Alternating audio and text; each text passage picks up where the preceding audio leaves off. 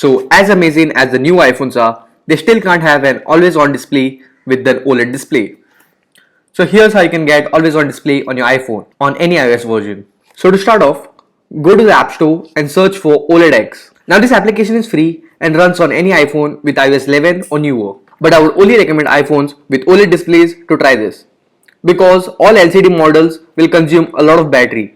You can still do it, but again it will consume a lot of battery. So simply just install the application and open it right here. So here we have the time, the date and the battery percentage. Now click anywhere on the screen and you'll get a settings pop-up menu at the top corner. Now inside of settings you'll have a lot of options right here.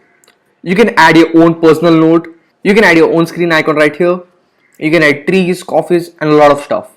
Right here you can choose any theme and you can also change the clock to analog. You can also set an alarm in this thing. You can also have dual time zones and also you can change the size for the font of the clock. So there are a lot of things you can do with this app. But how can you make it always on? Basically have amazing display with all these things. So for that, just go to settings and go to accessibility. Now scroll down at the bottom and click on guided access and simply enable this.